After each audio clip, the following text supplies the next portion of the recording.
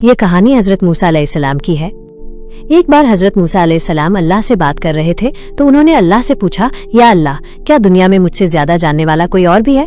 अल्लाह ने जवाब दिया, हाँ, मेरे एक बंदे हैं खिज्र, जो तुमसे ज्यादा इल्म रखते हैं। हजरत मूसा अलैहिस्सलाम खिज्र से मिलने के लिए बहुत उत्सुक हुए और उन्होंने अल्लाह से इजाजत मांगी। अल्लाह ने उन्हें खिज्र से मिलने की इजाजत दे दी और उन्हें बताया कि वे उन्हें कहाँ मिलेंगे। हजरत मूसा अलैहिस्सलाम अपने एक साथी यूशा बिन नून के साथ खिज्र से मिलने के लिए निकल पड़े।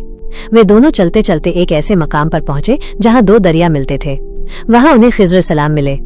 खिज्र अलैहिस्सलाम ने हजरत मूसा अलैहिस्सलाम को बताया कि वे उनके साथ एक लंबा सफर करेंगे जिसमें उन्हें धैर्य रखना होगा। हजरत मूसा अलैहिस्सलाम ने वादा किया कि वे धैर्य रखेंगे और खिज्र अलैहिस्सलाम की हर बात मानेंगे। साथ सफर तो कर सकते हैं, लेकिन उन्हें कोई सवाल पूछने की इजाजत नहीं होगी। हजरत मूसा अलैहिस्सलाम ने ये बात मान ली और वे खिज्र अलैहिस्सलाम के साथ सफर पर निकल पड़े। सफर के दौरान खिज्र अलैहिस्सलाम ने कुछ ऐसे काम किए जो हजरत मूसा अलैहिस्सलाम को समझ में नहीं आए। उन्होंने एक कश्ती में छेद कर दिया, एक बच्चे को मार डाला और एक गांव में बिना कुछ लिए एक दीवार को ठीक कर दिया। हजरत मूसा अलैहिस्सलाम से रहा नहीं गया और उन्होंने खिज्र अलैहिस्सलाम से इन कामों के बारे में पूछा। खिज्र अलैहिस्सलाम ने हजरत मूसा अलैहिस्सलाम को इन कामों की वजह बताई। उन्होंने बताया कि कश्ती में छेद इसलिए किया ताकि वे एक जालिम बादशाह से बच जाएं। बच्चे को इसलिए मारा क्योंकि वो बड़ा होकर गुनाहगार बनता, और दीवार इसलिए बनाई क्योंकि उसके नीचे दो यतीम बच्चों का खजाना था।